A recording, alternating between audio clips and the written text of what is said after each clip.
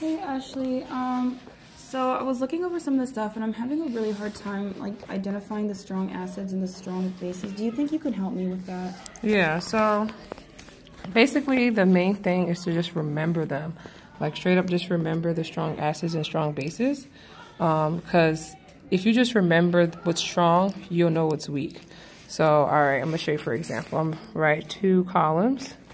So strong acid, right? And then strong base. All right, so your strong acids are, and they're always going to, your strong acids are also always going to have hydrogen in them. Okay. So just remembering the second part is the challenge.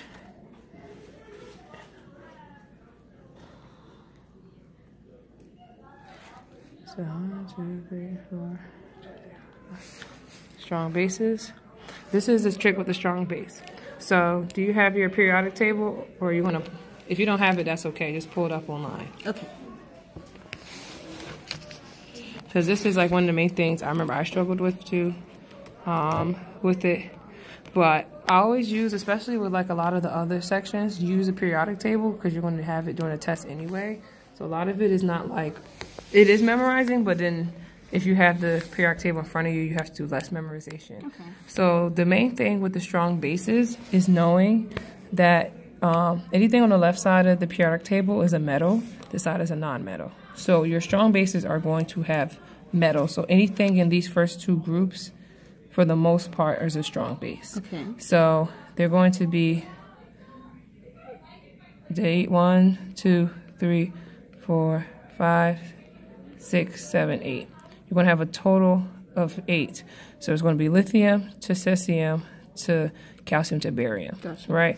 You're going to learn much later in the class, but beryllium and magnesium, these are actually what we call Lewis acids. So you don't need to know that right now, but just know that. Well, you do know because we're preparing for the test, obviously, because, you know. But so I'm sorry, I forgot about that part. But yeah, so you're going to need to know, remember that these are Lewis acids, so these are strong bases.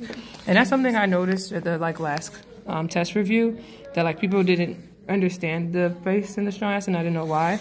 So I'm going to write them down, but like, remember I already told you that they're lithium to cesium and calcium to barium. Those are the only strong bases. So these are the strong bases. So, and we're going to remember acid, we think about strong acids, they're hydrogen. Think about strong bases, they're OHs.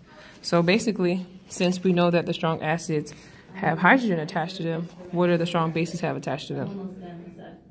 OHs. Right, exactly. So since I already pointed them out to you, ones that are strong bases, you can tell me what they are. So lithium all the way to cesium. Cesium, right. Cesium, and then calcium to barium? Exactly. So I'm just showing you how to do this for yourself, but like if you do that, if you just know, even if you don't remember all of them, if you look at the periodic table and know, you know, lithium to cesium is a strong base and calcium and barium is a strong base. If you do that, then you'll be fine with that part of it, okay? Okay. And just like I already pointed out, so I'm gonna write this. You can use these as a like little cheat sheet for yourself to, your home studying for like the final, because I know a lot of people didn't do too well exam 3. So it's important, like, you know, to make sure you got your strong acids and your strong base down packed. If you have those down packed, everything else will be fine. Because once you go to do the math, if you don't know what your strong bases are, you know, you're gonna mess up. So here are your strong bases, and then here are your strong acids. All right. So with that being said, we're going to now go to your worksheet that we were working on earlier, and then we're going to identify, right? Mm-hmm. So remember, if it's not strong, it's weak. Okay? So if it's not on your list, right, then it's weak. So let's think. Water, is that a strong acid or weak acid? Well, it has hydrogen in it, so strong. No, right? The main thing is, if it's not in the list of strong acids, it's not a strong acid. So basically, literally, if it's not strong, it's weak. Okay. Does that make sense? Yes. All right, so, and then here they talk about the different ones. Cool, cool, cool, blah, blah, blah, say. Let me go to the next part. My laptop hates me. I know, it happens to me all the time. Really sad.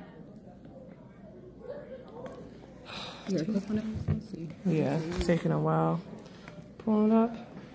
Exactly, you got it. It's a weak acid. And why is it a weak acid again? Because it's not included in the list that's strong acids. All right, perfect. Now, you see that problem? It's HF. Is that a strong acid or a weak acid? Weak? Why? Weak.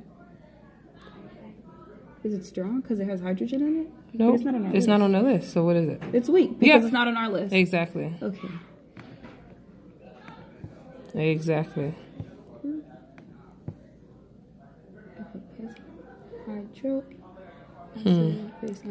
So that one is HI. So does that look familiar or does it?